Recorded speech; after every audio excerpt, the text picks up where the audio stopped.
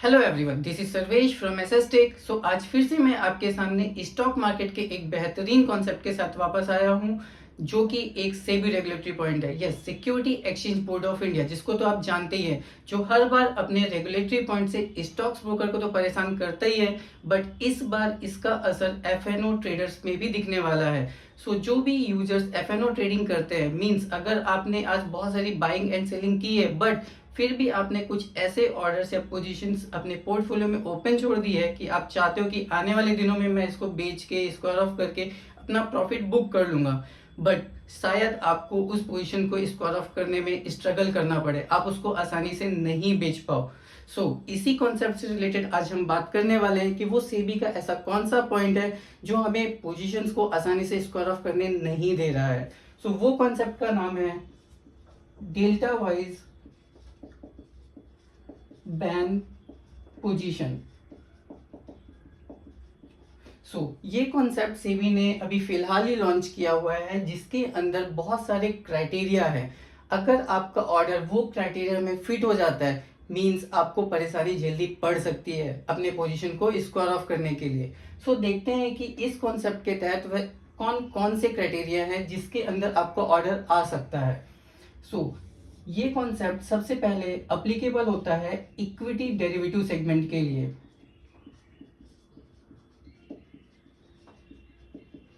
Equity derivative जो कि एक सेगमेंट है। इसके बारे में तो आप जानते ही होंगे कि डेरिवेटिव सेगमेंट ही एक ऐसा सेगमेंट है जो कि एफएनओ ट्रेडिंग को अलाउ करता है। Now the second criteria, delta wise band position only is applicable after equity derivative for future stock and option stock. Future stock and option stock एक प्रकार का इंस्ट्रूमेंट है, ओके, जिसको हम इंस्ट्रूमेंट के नाम से जानते हैं। Okay, future stock and option stock. यहां से तो आपको क्लियर पिक्चर समझ में आई होगी कि हमारे पास एक और इंस्ट्रूमेंट होता है which is known as index, right. तो अगर आप निफ्टी, बैंक निफ्टी, जो कि इंडेक्स के क्राइटेरिया में आते हैं, वहां पे आप आसानी से बाइंग एंड सेलिंग कर सकते हैं। उसके लिए ये डेल्टा वाइज बैंड पोजीशन का कोई भी कॉन्सेप्ट अप्लीकेबल नहीं होता है। This is only applicable for derivative and future stock and option stock. Okay, now ये यहां तक ही सीमित नहीं है। इसके बाद delta wise band position applicable only for ban period. तो आपको इसके कॉन्सेप्ट से ही समझ में आ गया होगा कि there is a word called ban. Okay, तो जो भी स्टॉक में आप बाइंग या सेलिंग कर रहे हो, अगर वो बैन क्राइटेरिया में या बैन पीरियड में, तो ये बैन पीरियड होता क्या है। तो सेबी क्या करता है, डेली कोई ना कोई सिंबल को, कोई ना कोई स्टॉक को बैन क्राइटेरिया में डाल देता है। इसका फंडा ये होता है कि सपोज आपके पास कोई शेयर्स है, या फिर सेबी क्या करता है कि कुछ numbers of shares FNO trading के लिए अलग से अलोकेट कर देता है पर्टिकुलर सिंबल के लिए। सपोज उसने, जैसे बहुत दिनों से बंधन बैंक अपने बैंक क्राइटेरिया में चल रहा है, तो सपोज सेबी ने बंधन बैंक के 1000 करोड़ ऑफ शेयर्स सिर्फ एफएनओ ट्रेडिंग के लिए अलोकेट कर दिए हैं। ओके, 1000 करोड़ ऑफ शेयर्स जो कि सिर्फ एफएनओ ट्रेडिंग के लिए मार्केट में उतार दिए है, बट इसमें से 90% ऑफ शेयर्स ऑलरेडी बुक हो चुके हैं, मतलब यूजर्स ने ले लिए हैं, अपने पोर्टफोलियो में ओपन छोड़ दिए हैं। तो अगर 90% ऑफ शेयर्स की ऑलरेडी बुकिंग हो चुकी है, मींस इसमें यूज ट्रेडिंग हो रही है, राइट। एंड यूज ट्रेडिंग हो रही है मतलब वो पर्टिकुलर सिंबल रिस्क में जा चुका है। तो वो क्या करती है, सबसे पहले तो वो पर्टिकुलर सिंबल को बैन क्राइटेरिया में डाल देती है, ताकि आप कोई भी फ्रेश पोजीशन तो नहीं ले पाओगे, कोई भी एक्स्ट्रा पोजीशन तो ऐड नहीं कर पाओगे। बस अगर आपको करना है तो आपकी जो एग्जिस्टिंग पोजीशन है, जो आपने पहले ली थी, बस उसी के साथ ही आप एक्ट कर सकते हो, राइट। तो ये होता है बैन पीरियड का क्राइटेरिया, जहां पे कोई भी सिंबल बैन पीरियड में चली जाती है। यू आर अनलकी अगर वो आज बैन पीरियड में चला गया है एंड आपके पास वही सेगमेंट का, उसी फ्यूचर स्टॉक का आपके पास पोजीशंस है। Now what is my fourth criteria, जो भी आपका ऑर्डर है या जो भी आपका पोजीशन है, वो कैरी फॉरवर्ड पोजीशन होना चाहिए।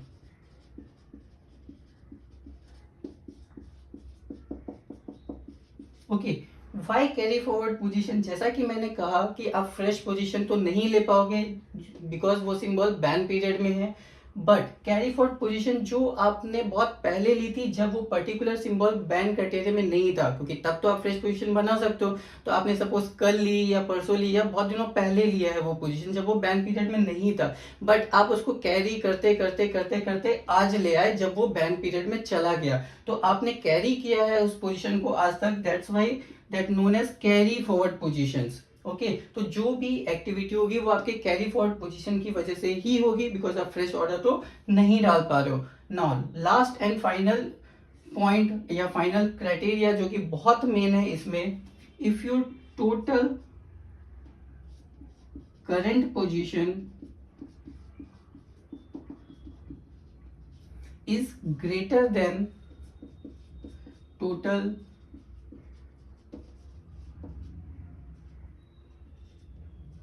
carry forward position। ओके, तो यहाँ पे इफ आपका total current position is greater than total carry forward positions means what, यहाँ पे एक टर्म इंट्रोड्यूस किया है सेबी ने which is called delta. Okay, which is new in this case. तो आपके पास जो भी पोजीशंस है, if your total current position delta is greater than total carry forward position delta means आप रिस्क में हो। आपको पोजीशन स्क्वायर ऑफ करने के लिए पहले कैलकुलेशंस करने पड़ेंगे, देखना पड़ेगा कि मैं उसको आसानी से बेच सकता हूँ या नहीं बेच सकता हूँ। अगर ये भी क्राइटेरिया में आप फिट हो जाते हो, हाँ यस, अगर ये लेस है तो मीन्स आप आसानी से बेच सकते हो, आपको कोई दिक्कत नहीं है, बट अगर ग्रेटर है means you have to analyse your positions. अब यहाँ पे तो आप बोलोगे कि चलो मुझे ये समझ में आ गया कि इक्विटी डेरिवेटिव सेगमेंट क्या है, मेरा ऑर्डर वहां पे फिट हो गया, फ्यूचर स्टॉक ऑप्शन स्टॉक भी समझ में आ गया, बैन पीरियड भी समझ में आ गया, एंड मैं अपनी पोजीशन को आज कैरी करके लेके आऊँ ये भी समझ में आ गया। Now what is this delta? What is my total current position delta and carry forward position delta? इसको हम कैसे कैलकुलेट करेंगे कि ये मेरा ये ग्रेटर है या लेस है। सो यहाँ पे हम समझेंगे सिर्फ total current position delta and total carry forward position delta, because आपका delta wise band position now depend on this two criteria only. Okay, now let's see what is this.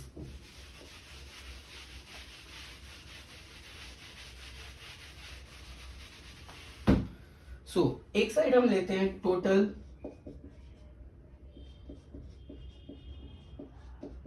Current position delta and एक side हम लेते हैं total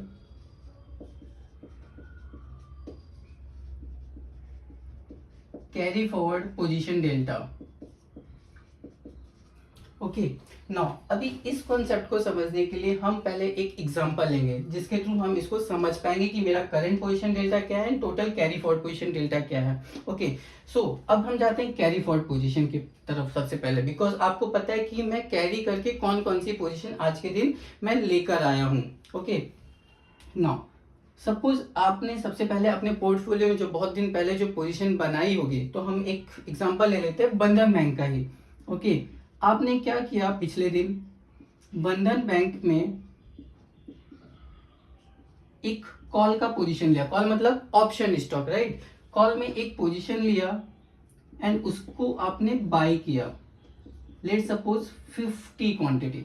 कितना quantity? 50 quantity. So this is my quantity. Okay, now आपने एक और position ली same बंधन bank,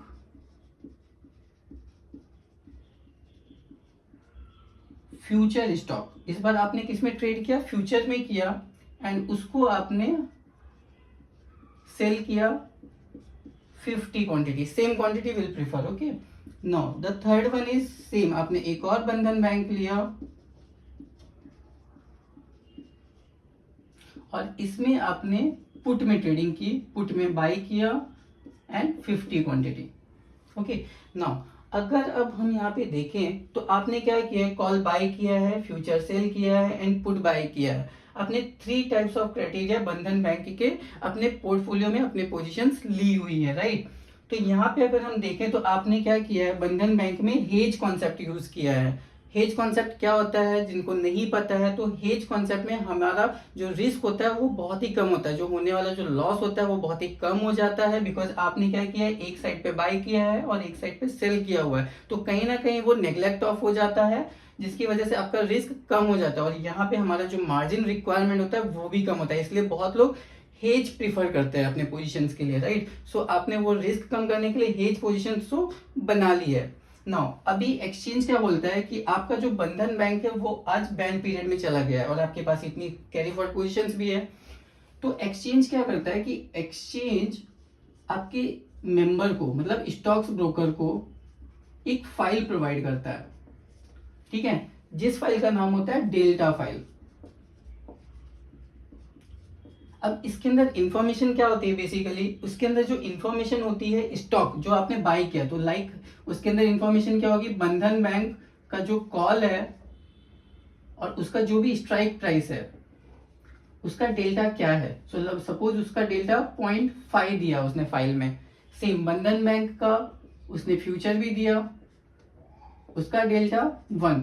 सो मैं आपको बता दूं कि हमेशा जो फ्यूचर का जो डेल्टा जो एक्सचेंज मेंबर को देता है, तो हमेशा कोई भी स्टॉक का जो भी फ्यूचर का डेल्टा होता है वो ऑलवेज 1 होता है, वो कभी वेरी नहीं होता है। बस ऑप्शन जो भी कॉल है या फिर पुट है, सिर्फ उसी का डेल्टा ही वेरी होता है। किसी का 0.5 हो सकता है, किसी का 0.3 हो सकता है या कुछ भी हो सकता है। सो लेट सपोज बंधन बैंक का पुट, उसका जो डेल्टा है वो है -0.5 जो फाइल में प्रोवाइड की है। अब आप बोलोगे ये 0.5, 1 और -0.5 ये आया कैसे, ये आ कैसे रहा है, पुट का डेल्टा माइनस में क्यों है, इसका पॉजिटिव में क्यों है। तो मैं आपको शॉर्ट में बता दूं, इसमें ज़्यादा डीप जाने की जरूरत नहीं है, कि जो डेल्टा होता है वो ऑलवेज उसका जो फॉर्मूला होता है change in option price divide by change in stock price. Stock nothing but underline का प्राइस, जो मेन अंडरलाइन का प्राइस है, राइट।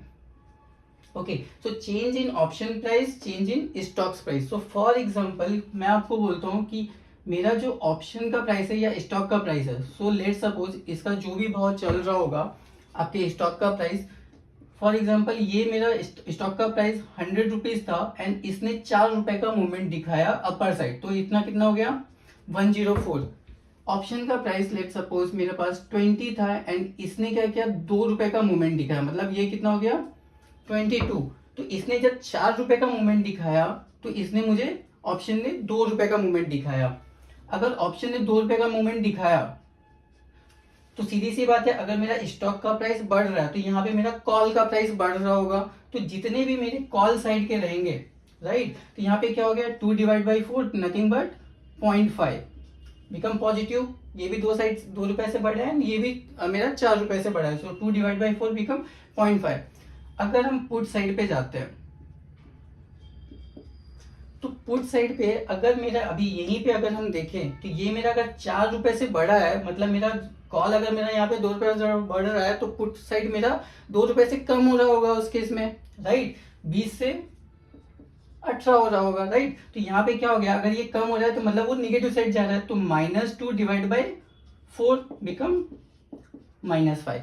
सो इस वाले कंडीशन में जब मेरा 4 रुपए ये बढ़ रहा है तो कॉल साइड पे +2 आता है एंड पुट साइड पे -2 आता है, और -2 के केस में ये मेरा बनता है -0.5 और ये बनता है मेरा +0.5, राइट। तो ये कॉन्सेप्ट तो आपको समझ गया कि ये कॉल हमेशा पॉजिटिव में रहता है और पुट हमेशा नेगेटिव में रहता है, राइट। अगर आप इसका अपोजिट साइड भी लेते हो कि मेरा अगर ये कम हो रहा है यहाँ पे, राइट, ये भी मेरा नेगेटिव जा रहा है, सपोज मैं बोलता हूँ कि ये मेरा 96 हो रहा है, 4 रुपए लेस जा रहा है इसके केस में, राइट, तो ये कितना हो गया मेरा -4। तो मेरा क्या होगा, कॉल भी मेरा नीचे जाएगा। अब सपोज कॉल मेरा 18 रुपए जा रहा है तो ये कितना हो गया -2, तो भी मेरा क्या हो गया -2 -4, तो भी ये पॉजिटिव ही आता है। तो कॉल साइड हमेशा पॉजिटिव रहता है एंड पुट साइड हमेशा नेगेटिव रहता है। ओके, तो डेल्टा तो आपको समझ गया ये क्या है। सो इसी कैलकुलेशन के हिसाब से एक्सचेंज मेंबर को ये सारी इंफॉर्मेशन देता है, बिकॉज उसके पास ये दोनों वैल्यू है, change in option price and change in stock price. अब so again come back to this case, यहाँ पे क्या होगा, तो कॉल बाय का उसने डेल्टा कितना दिया हुआ है 0.5। ओके, फ्यूचर का डेल्टा जैसे मैंने आपको कहा फ्यूचर का delta is always 1। Now what is this, put buy. तो पुट का डेल्टा जैसे मैंने कहा वो ऑलवेज मेरा क्या रहता है, नेगेटिव में रहता है। तो इस केस में उसने मुझे जो इन्फॉर्मेशन दी वो कितनी दी है, -0.5, राइट। तो ये हमेशा हमें समझ में आ गया, ये क्या है मेरा डेल्टा जो एक्सचेंज ने प्रोवाइड किया है। नाउ अभी 50 into 0.5 become 25, 50 into 1 become 50, 50 into -0.5 become -25. Now add all the factor which you have calculated. So 25 becomes 0 and you will get 50. So 50 is your total carry forward delta जो हमने बात की थी, right. This is total carry forward delta. Now अब total current position delta क्या है, तो जैसे आप जानते हो कि आपने क्या किया है, अभी जो कैरी फॉरवर्ड पोजीशन लेके आया वो सिर्फ आपके पोर्टफोलियो में है, जिसके कैलकुलेशन के हिसाब से आपका टोटल कैरी फॉरवर्ड डेल्टा वही हो रहा है। बट आपने अभी तक अगर इसको स्क्वायर ऑफ नहीं किया है, मतलब आपने कुछ एक्टिविटी नहीं किया, वो वैसे का वैसे ही पड़ा हुआ है, मींस आपका टोटल करंट पोजीशन डेल्टा भी अभी तक सेम ही रहेगा, बिकॉज आपके पास सेम ही पोजीशन है, आपने कुछ एक्टिविटी नहीं की है। मतलब यहाँ पे भी अगर मैं इसको कैलकुलेट करना चाहूं, ओके, अगर मैं कैलकुलेट करना चाहूं तो यहाँ पे भी आपके पास अभी सिचुएशन क्या आ रही है, 50 into 0.5 for call buy, for future 50 into 1 and for put buy 50 into -0.5, right. This is become same जैसे हमने बात किया। So this is become 25, 50 -25 and become 50 only. So यहाँ पे आपका केस क्या हो गया, this 50 and this 50 both are equal. जैसे हमने बात किया आप रिस्क में कब आते हो, if your total current position delta is greater than that, but इस कंडीशन में दोनों भी 50 है, बिकॉज आपने कुछ एक्टिविटी नहीं की, कुछ स्क्वायर ऑफ ही नहीं किया, तो आप ब्रीच नहीं हो रहे हो। बट अब आपने क्या सोचा कि मुझे मार्केट में प्रॉफिट हो रहा है, मार्केट मेरा बढ़ रहा है, तो मेरा कॉल बाय क्या होगा, ऑब्वियसली आपको इसमें प्रॉफिट होगा, बिकॉज मेरा जो प्राइस का मूवमेंट है वो ऊपर साइड जा रहा है स्टॉक के प्राइस में, तो आपको इसमें प्रॉफिट होगा। तो आप सोचोगे चलो मैं इसको स्क्वायर ऑफ कर देता हूँ। तो अब ये कंडीशन लो कि अगर आपने इसको स्क्वायर ऑफ कर दिया, बेच दिया, तो ये वाला कैलकुलेशन हट जाएगा, बिकॉज आपका ये जो क्वांटिटी है बिकम 0, ठीक है। तो वो सिचुएशन लेते हैं। So suppose your first case square off call buy, okay, this is my first case. अगर स्क्वायर ऑफ कॉल बाय करते हैं तो मेरा कॉल बाय क्या हो जाएगा, call buy future put buy, right. So call buy become 0 quantity. अगर आपने इसको बेच दिया, ये जस्ट हम इमेजिन कर रहे हैं कि after square off you are thinking to square off this position, right. So क्या होता है, जैसे ही आप स्क्वायर ऑफ का ऑर्डर डालोगे तो जो आरएमएस होता है, जो मेंबर साइड का जो आरएमएस होता है, वो पहले वैलिडेट करता है कि आफ्टर स्क्वायर ऑफ आप कहीं ब्रीच तो नहीं कर दोगे उस पोजीशन को। तो सपोज आपने स्क्वायर ऑफ किया तो आपका क्वांटिटी कितना हो गया, 0 बिकम 0.5, फ्यूचर आपका एज इट इज पड़ा रहेगा 50 इंटू 1 एंड 50 इंटू -0.5, राइट। तो ये पोजीशन 0 हो गया, मतलब आपका ये क्या हो गया, 0, 50 -25। तो आपका जो एक्जैक्टली कैलकुलेशन क्या हो गया यहाँ पे अभी 25, राइट। इन सबको अगर प्लस करेंगे तो आपका टोटल करंट पोजीशन डेल्टा कितना है, 25। ये बिकम सेम ही रहेगा, इसके साथ कुछ नहीं है। This is your base position जो आपका सुबह का कैरी फॉरवर्ड है, राइट।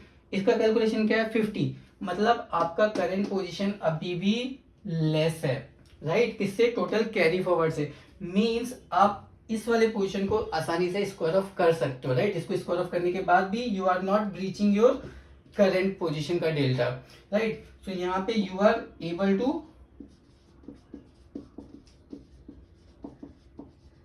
Square off, okay. अब चलते हैं हम सेकेंड केस में। अब हम अगर सेकेंड केस की बात करें जहां पे आप बोलते हो कि मैं फ्यूचर को स्क्वायर ऑफ करता हूं, ओके। सो आपको लग रहा है कि मेरा मार्केट नीचे जा रहा है, मेरे पास फ्यूचर की सेल की पोजीशन है, तो चलो फ्यूचर को स्क्वायर ऑफ करने का ट्राई किया जाए। तो अब RMS का वैलिडेशन क्या होगा इसके केस में, और आपका call as it is remain पड़ा हुआ है। Now you are thinking to square off future. तो हम अलग अलग सिनेरियो, अलग अलग केसेस देखेंगे।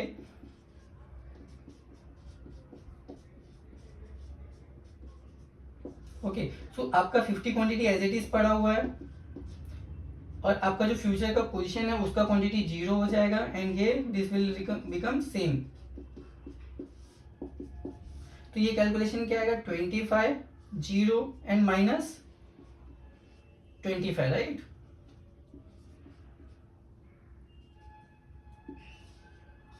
सो इस केस में आपका फ्यूचर चला गया है यहाँ पे बराबर। तो अगर फ्यूचर चला गया तो इस केस में आपका कैलकुलेशन क्या आ रहा है, 0, राइट। यहाँ पे भी आपका जो डेल्टा है वो अभी भी कम है, राइट। तो भी आप फ्यूचर बेच पाओगे आसानी से, because your current position delta is 0 and your total carry forward position delta is 50। तो इस कंडीशन में भी यू आर सेफ।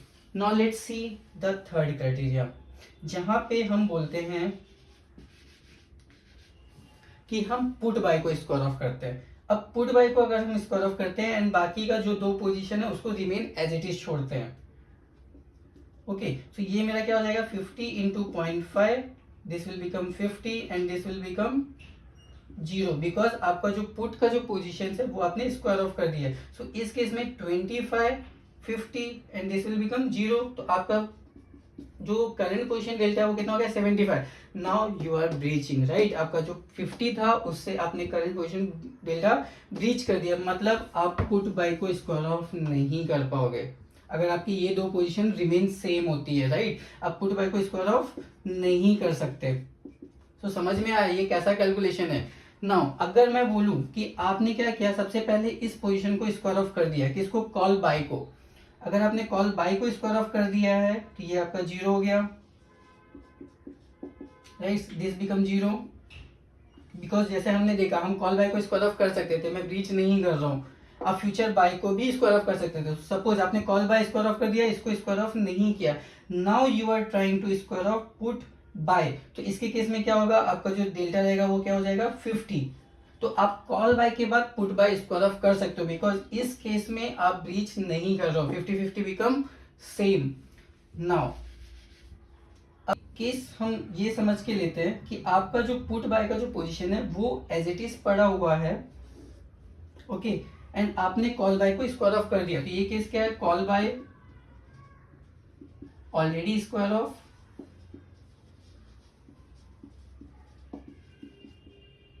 ओके, आपका put buy as it is पड़ा हुआ है, you are going to future going to square of,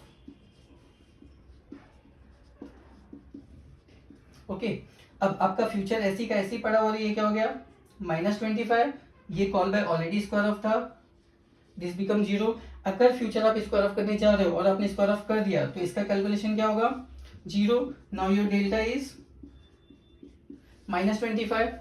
अब इस केस में क्या, आप क्या बोलोगे कि ये तो मेरा 50 है, ये तो मेरा -25 आया है, तो मुझे फ्यूचर को स्क्वायर ऑफ करने दो ना, राइट। बट यहाँ पे सेबी क्या बोलता है कि अगर आपका टोटल जो आपका कैरी फॉरवर्ड पोजीशन डेल्टा है और करंट पोजीशन डेल्टा में अगर साइन भी चेंज होता है तो भी आप स्क्वायर ऑफ नहीं कर सकते। साइन कैसे, वो पॉजिटिव था और ये मेरा नेगेटिव हो गया, तो अगर there is an sign change तो भी यू आर ऑन रिस्क, आप इसको स्क्वायर ऑफ नहीं कर सकते। सो अगर आपको इसको स्क्वायर ऑफ करना है तो पहले आप इसको स्क्वायर ऑफ करो, फिर आप इसको स्क्वायर ऑफ करो। सो इस प्रकार का कैलकुलेशन होता है। मतलब उसने क्या बोला है कि पहली बात तो वो ग्रेटर नहीं होना चाहिए, दूसरा नो साइन चेंज, ओके। और इन दिस केस सपोज ये आपका नेगेटिव होता, फॉर एग्जांपल कि आपका जो कैरी फॉरवर्ड पोजीशन डेल्टा भी नेगेटिव है और ये भी नेगेटिव है इसके केस में, राइट। अब अगर मेरा ये नेगेटिव है एंड एक फॉर एग्जांपल ये मेरा जो कैलकुलेशन है यहाँ पे कि ये मेरा आता है -75 एंड वो आपका कितना है, -50 है, ठीक है। तो आप क्या बोलोगे सर, -75 तो मेरा कम होता है -50 से, आप यही बोलोगे, राइट। तो यहाँ पे हमेशा क्या होता है कि if both sign are negative, are in negative means ignore the negative sign. इस केस में क्या करना है आपको, इग्नोर करना है निगेटिव साइन को। तो अगर मैंने निगेटिव साइन को इग्नोर कर दिया तो अब कौन सा बड़ा है, ऑब्वियसली यही बड़ा है, तो भी आपको क्या है, रिस्क है। ओके तो अगर दोनों सेम साइन के हैं तो आपको नेगेटिव साइन को इग्नोर करना है। देन यू कंपेयर कि आपका 75 बड़ा है कि 50 बड़ा हुआ है, या फिर साइन चेंज है तो भी आप रिस्क में हो, अगर ये ग्रेटर है तो भी आप रिस्क में हो। तो ये होता है डेल्टा वाइज बैंड पोजीशन का कॉन्सेप्ट, कि आपको देखना है कि आपका करंट पोजीशन डेल्टा कभी भी ज्यादा नहीं होना चाहिए। ओके अब मेन बात ये है कि सेबी ये सब चाहता क्यों है। ओके ये सब डेल्टा का कॉन्सेप्ट मार्केट में लेके आने का उसका पर्पस क्या है, तो उसके पास बहुत सारी ऐसी रिक्वेस्ट गई है कि मैं फ्रेश पोजीशन तो नहीं बना सकता ऑब्वियसली बिकॉज वो बैन पोजीशन में, तो मुझे कुछ ऐसा प्रोविजन दो ताकि मैं कुछ इंट्राडे ट्रेडिंग कर सकूं, कि मैं जो अपना पोजीशन बेच रहा हूं मैं एटलीस्ट उतना तो खरीद पाऊं। ओके तो इस कॉन्सेप्ट को सेटिस्फाई करने के लिए उसने ये कॉन्सेप्ट इंट्रोड्यूस किया। तो इसमें क्या होता है कि वो हमें कुछ अलाउ करता है कि हम एटलीस्ट कुछ पोजीशन को जो सेल कर रहे हैं उसको बाय बैक कर सके, मतलब इंट्राडे ट्रेडिंग कर सके। वो कैसे, तो जैसे कि मैंने आपको कहा कि अगर आप ये पोजीशन स्क्वायर ऑफ कर देते हो, राइट, अगर आपने ये पोजीशन स्क्वायर ऑफ कर दिया मीन्स ये 0 हो गया और ये आपका कैलकुलेशन 25 पे आ गया, राइट, मतलब कम है तो आप इसको स्क्वायर ऑफ कर सकते हो। तो एक्सचेंज क्या बोलता है, आपका जो बेस है वो 50 है, राइट, तो आपने इसको स्क्वायर ऑफ करके 25 तो बना लिया, मतलब आप वापस से इसको बाय बैक करके आपने क्या किया, इसको सेल तो कर दिया बट वापस से 50 बाय बैक भी कर सकते हो, बिकॉज अगर आपने बाय बैक किया तो भी आप कहाँ तक जा रहे हो, 50 तक ही जा रहे हो ना। तो आपने क्या किया, कॉल बाय को सेल कर दिया एंड वापस से सेल करके बाय कर लिया। तो आपने क्या किया, एक इंट्राडे ट्रेडिंग कर ली, राइट, 50 सेल किया 50 बाय किया, राइट, तो ये क्या हो गया, इंट्राडे ट्रेडिंग। तो जब आप ये एक्टिविटी कर रहे हो तो भी आप क्या कर रहे हो, इससे तो ब्रीच नहीं हो रहे हो ना, राइट। तो अभी अब तो आप बोलोगे कि फ्रेश पोजीशन तो अलाउड ही नहीं है, मैंने इसको सेल किया मतलब स्क्वायर ऑफ कर दिया, जब वापस बाय करो तो वो तो एक फ्रेश पोजीशन हो गया ना, राइट। लेकिन क्या है कि यहाँ पे सेबी ने तो अलाउ किया है बट अभी भी कुछ मेंबर्स इसको अलाउ नहीं कर रहे हैं, मतलब वो स्क्वायर ऑफ करना तो अलाउ कर रहे हैं बट आपको रिवर्ट पोजीशन देना अलाउ नहीं कर रहे हैं। बट हो सकता है फ्यूचर में वो आपको ये इंट्राडेटिंग करने की फैसिलिटी दे दे। So this is the concept of delta wise band position. So फिर मिलेंगे नेक्स्ट वीडियो में, थैंक यू सो मच।